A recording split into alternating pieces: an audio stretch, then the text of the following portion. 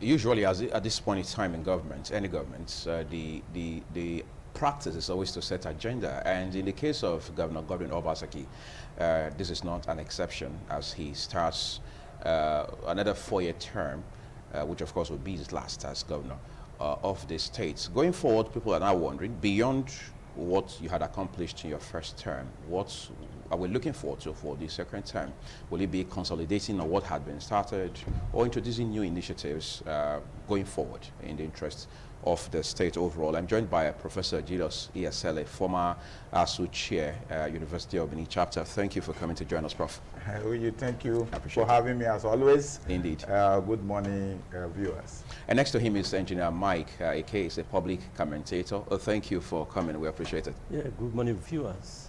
I want to begin with Prof. You've been here severally to talk about issues around the election. And now, as you say, the election is history. Yeah. We've moved on. Today, Governor Godwin Obaseki will be inaugurated. Beyond the pomp and ceremony, the pageantry, and all of the razzmatazz that will accompany it, Yeah. how much of work does he have in his hands right now? Okay. Let me begin with congratulations. It's in thank place. The governor that will be inaugurated for a second term today, Right. in office. So congratulate him because he waded through a number of storms. He brought mountains low. He crossed a number of hurdles to be able to ascend to the position for the second term in Edo State. But that is just by the wayside. But it's to tell you that there's urgency. That is to crystallize a number of things, campaigns, promises made, and of course, what the opposition brought to bear as against him while the campaigns went on. Yeah. So I'm sure he is a technocrat. I'm sure he had so many persons around him who were putting down notes, putting out issues that were raised then, and so that he needs to urgently begin to address that. Let him not be tempted by the fact that this is his second term, and of course it should soon be over and all of that. But because he needs to write his name in gold as the governor of Edo State, many people repose their trust in him, and shouldn't also shy away from the fact that he had just 57.3% of the votes. Of the votes, which means close to over 40% were not in his support. Yeah. He needs to bring those people into his fold by activities, by actions and all that. Remember that the greatest that they used against him was this issue of MOU. So if that ever subsisted, that if many of the projects outlined were at that level of memorandum of understanding, now is the stage of implementation. He has to bring them to bear. And there are so many, and all that. I started with congratulations because Obaseki enjoyed a lot of goodwill from Edo people, and even beyond. For instance, you can imagine for the first time that another neighboring governor came into the state, not once, several times, to join in campaigning for him to be able to win the elections. That's congratulating Governor Kowa of Delta State. And so that is, the man did it because he wanted something. And I'm sure that Obaseki will work on that gains and bring it to fruition and let the Edo people feel that impact of Okowa coming over to Edo State to campaign. Let me talk to Engineer Ike. They say to whom much is given, much is expected. Much is expected of Governor Obaseki for a number of reasons. One of them being the fact that he had received so much of support in the build-up to the election, and the election that has brought him into office now, or at least has bringing him into office for the second term, people have said, look, it's a validation of the fact that the people generally repose confidence in him and trust in his capacity and visionary leadership to be able to do so much, which also means that people would have been setting their benchmarks, setting their standards and all of the metrics to say, look, he must perform at this level in this area. He must perform at this level in this area. And then, of course, Edo State does not have all the money in the world to do many of the important things it has to do. How much of a challenge is this for the governor, really? Well, once again, I congratulate Governor Obaseki. And I'm not trying to go back, but the previous talk I have here, I said it. I said this election in this state will be the most peaceful one. And at the end of it, the loser will congratulate the winners. And that is how it has been, just like that. So for this second term, a lot of things will be expected from him to do, especially from the opponents. In the history of Nigeria, I have not seen a governor leaving a party to another party and he won. So he has enjoyed massive support of the people. And so much is expected of him. The MOU and other things that he has done now, most of them are incomplete. But I know this second time he completed. As administrator, I don't have any fear or doubt in my mind. It will work more than what is expected in all areas. But I know that there is going to be a shortfall of fund. But to complete it, I know he will manage it. It's an administrator. And I still believe in his capacity that we carry Edo State at this second term to a greater height. Let me talk to Professor Julius C. Esele quickly on this issue. We've had situations where, for example, people have said, just like Engineer Mike said a while ago, that this is the first time he would see a governor leave a party in the middle of campaign to another party and still win the election. Yes. But then again, that has its own challenge somehow on certain level. The fact that the governor is now in opposition in a sense. He has now moved to the party that was in the opposition before the election. Yeah. All right, what does that mean for the governor? Because the governor left the APC for the PDP, where he now won the election to return to office for second term. Yeah. There's the partition we're seeing between the existing PDP members and those who have just come from the APC to join the PDP, who are also part and parcel of the governor's camp, as it were. That conversation is interesting, isn't it? Very, very interesting. You know, that is where he needs to bring managerial ability, bring it to, you know, show up all the arsenals to be able to marry the two groups together. Because, of course, as it were, if Nigerian parties ever existed in terms of ideologies, it means two different groups of different ideologies, or two groups of different ideologies that merge and all that. So he needs to be able to marry them together, bring them, and as it were, I know that people criticizing in the past about that he is not a politician, that is a businessman and all that, but that is now history from the way he handled the elections and all that. So I know that he will be able to bring APC and PDP by at least having them participate very virally in his government. He shouldn't be tempted to leave anyone out of the core of governance this time. So if he's able to do that, the tensions will be doused, and the two groups will work effectively together. But you know, remember that one of the criticisms they had against him was that most of the boards then were not formed, and so as it were, that was why the APC groups then criticized him so, you know, so well and all that. But this time, he should learn from past mistakes and all that. He choose the best from amongst many, you know, from the parties and all that, not forgetting that the best is also to use technocrats, but he needs to bring all those people to bear. He needs to oil the wheels of politics. Do you understand? So he needs to work with all of them so that what happened before the election will not come up again. That is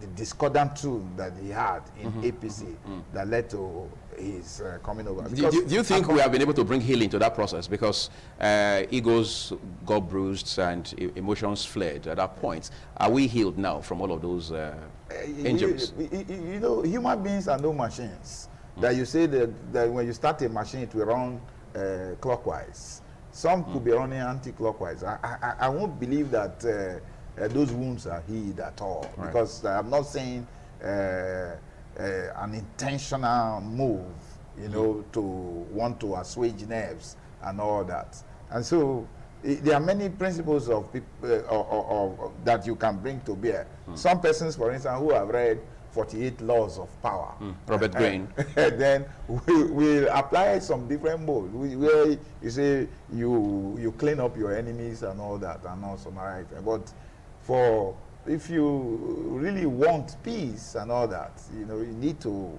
find a way to, because you are the one that needs them. Right. You need to extend olive branch across and all that, and say, well, the elections are over. It's time for governance now. Yes, let's work together and for the benefit of the generality of the public. That is it. Engineer Ike, this government, I mean, Governor Obaseki actually campaigned telling Edo people his goal was to make Edo great again. That's what we now know as MEGA.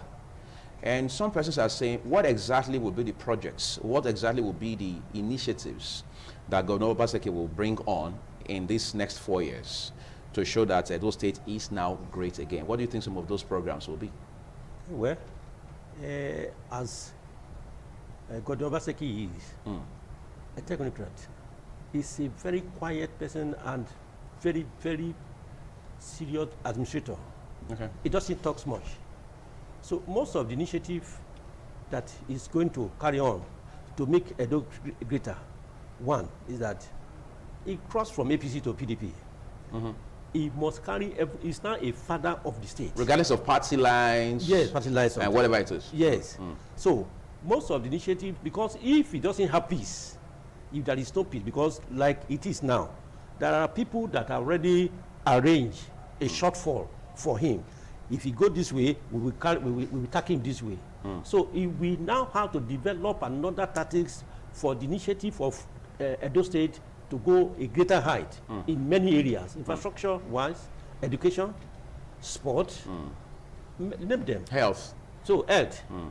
So, and you look at the health sector, look at the education, look at the agric, which he is going to focus now. Right. Because there is hunger in the country.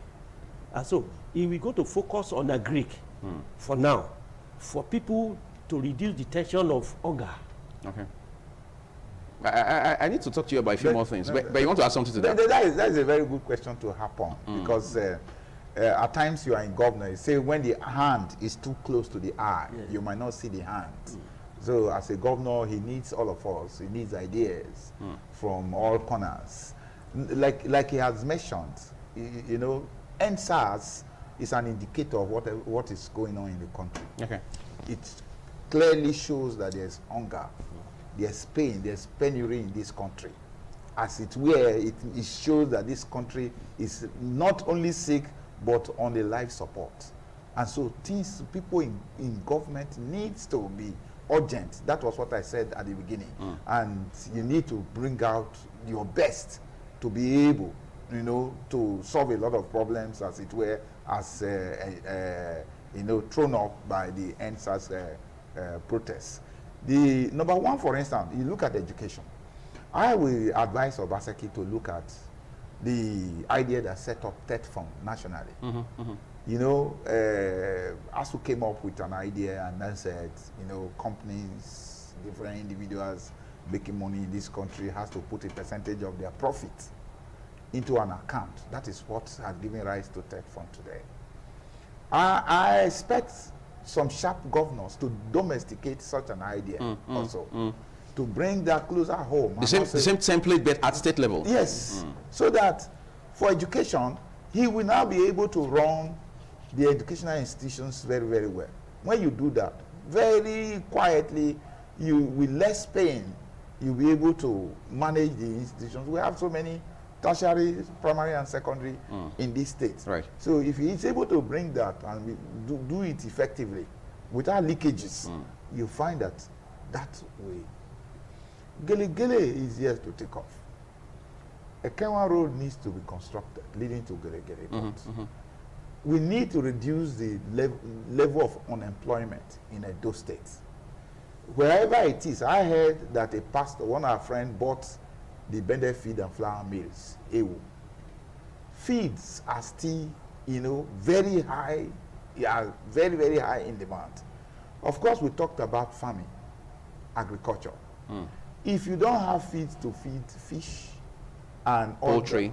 and all of that, then we wouldn't have succeeded, because now they are here that there's scarcity even in that area.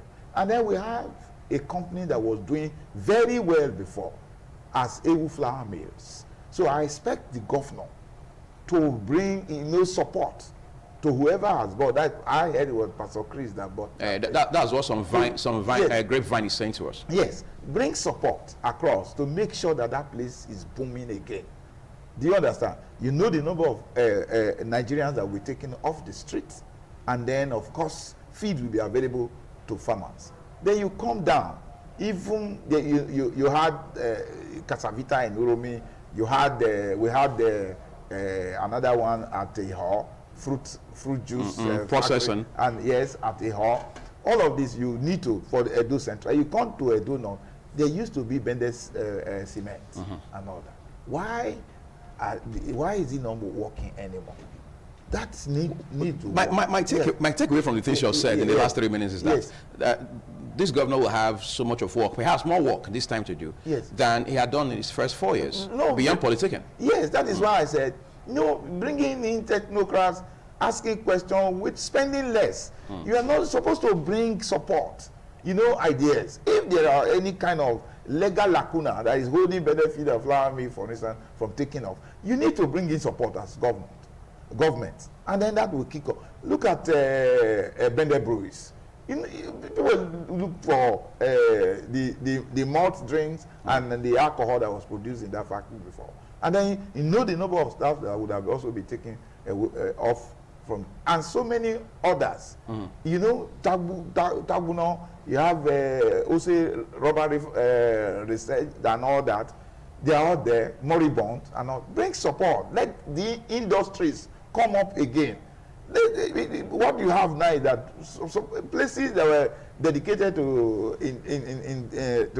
to manufacturing and all that are simply turned to warehouses of different kinds. If care is not taken to faith-based religious groups and all that, we must have this so that you need to reduce the level of people should have come out of school and have places to work. I'm going to ask you one more question about this governor and his government. But I want to talk to Engineer K again about something. Opposition. A lot of persons say many governors are distracted by opposition. How true that is, I can't say. But they say dealing with opposition is already so much of work that it can be so overwhelming that some governors are distracted from doing the job they're supposed to do. As I said a while ago, there was so much of tussle in the build-up to the election that held in Edo State in September. For the next 4 years, how much of work, how much of challenge will opposition pose for Governor Obaseki in Edo State? Yes, well, as I earlier said, as the father of the state now, you need to carry everybody along. But he cannot carry people along. How can he carry people along in a different party? Is that possible? I'm just wondering. It's very easy. Okay. As an administrator, as a very quiet and responsible administrator, he knows what to do. He doesn't make noise. And as he said before, he needs to win support of other technocrats. So he needs to reach out. Yes, you need to reach out. So the work will be easier for him. Because the 4 years you are looking is very short. Very short. After today, we have less than 4 years. So it's very short. So he needs to now work with other people that can give him results. Right. He should forget about politics now. He need to write his name in the book, Guinness Book of Record for this 4 years. So what he need to do is to win support of other professionals who can give him ideas. Right. All right? Forget about political allegations. Like a lot of factories are dead in this state. Look at Opila. Look at Bendela. Bendela, that is what I did my industrial training in those days. But there's nothing like that again. No, look at Bendaburi. It's gone. Ewu Flour Mill. It's gone. So they need to reactivate those ones for this next 4 years. If we can reactivate out of the 4, if 3, people can get a place to work. Then cultivate more land. Acquire more land for farming. For agriculture. For agriculture. So, and you see, as you are training other staffs now for other trades, they can go to agriculture. In short, in those days, we have School of Agric. I don't know if it exists again now. We have School of Agric. In that area, you graduate and you go somewhere. But now that one is gone. So you should get more land for cultivations. And in that case, it will reduce hunger. It will reduce hunger because by the time food is surplus in the market, the thing is very sure that you are going to reduce your price. And that is the beginning of that strike, that NSAS, that now turned to big problem in Nigeria. I think I want to. Okay, you want to add something to what Engineer Ike said? It's just that as a lecturer, you can't fail a good student. That is the basic truth. That is the bottom line. I've not seen some lecturers, at least in a few cases, who wanted to maybe vilify or as it were victimize students. For example, even when they passed, they still had to. I say a good student. A good student. Yes. Now, when we meet in the examination board, for instance, departmental board, considering results, you find that the student had made A here, B, A, B, B, B, and you come and have E. The department will ask questions. How did you get to that? Yes. You ask question, what happened in this course? Yes. That this student that is this good is scoring an E here. That is what happens. We meet over results and all that. So what Obaseki needs to do to bring in opposition, to collapse opposition from distraction, is to do well. If he performs very well, before you know, you remember that what gave him this second term is public opinion, not whether dexterity or power or strength or thereabout. No. You know, it's the people actually that say no. When the opposition really came against him, when victimization came against him, the people said no. Is it not this man that we all know? Is it only you that is appearing different too? You understand? That was how he won this election. So he needs to capitalize. What he needs just to do is that, like I said, his drawbacks, look at them and then work on them very seriously. Before we're done, gentlemen, I just want to give 1 minute to react to something. There are cases in courts as far as this election is concerned. Of course, can't go into all those cases because, of course, that would be prejudice. Yes, but the point I'm making with all this is there has been the insinuation by many Nigerians right from 1999 that when a case is in court on account of the conduct of an election, the person in that office, in this case a governor for example, is not able to be thematic about development and governance because he has some distraction in his head about the case. I mean, how the case is going to, or the cases are going to turn out. How would that play out for someone like Governor Obaseki? Let Governor Obaseki go and look at how Clinton overcame Monica Lewinsky's case. In the U.S.? In the U.S. You know, when Monica Lewinsky's case was on, it was very hot now against Bill Clinton, isn't it? But he said, there was a way he said he managed that matter. That immediately he closes from the office, there are people working with him over that case and all that. But then he still is one of those presidents that did very well in America. You can't take it away from Clinton. But there was the Lewinsky's case and all that. Stronger than what Obaseki is going to contend with. In fact, those were, anyway, it's not to talk about that case. You know, we have said that will be subject. Otherwise, there are issues. The matter appears to be straightforward and all of that, because whereas the university like we have here and all that. So, but I'm not sure, although, of course, as a human being, occasionally there will be flashes in his memory about that matter that is on and all that, but this is not supposed to distract him, because all he needs to do is to put technocrats. Everybody is on target. You must deliver. You have responsibility, things that you are going to do. This one, by what he should be doing is on his laptop, and maybe almost, you know, we stopped here today. You ask this officer, we stopped here today, what have you added the next day?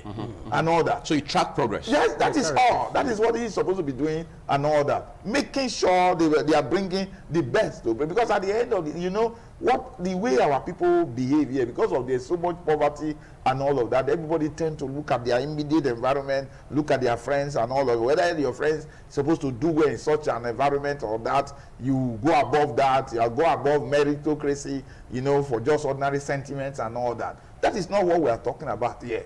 Obaseki, one of the things that have, really impressed me about him is, he's bringing science to governance. You understand? That is all. And that's not a very common feature around here. No, not so many persons, because as it were, in the past, you have people, politicians, you are saying that you have so and so. How do you want to implement the science?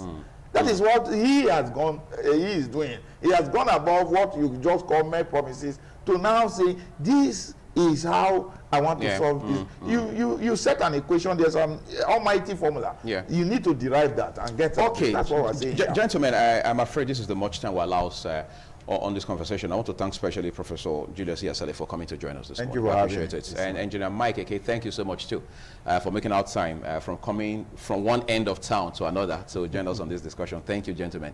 I hope you enjoy the rest of your day.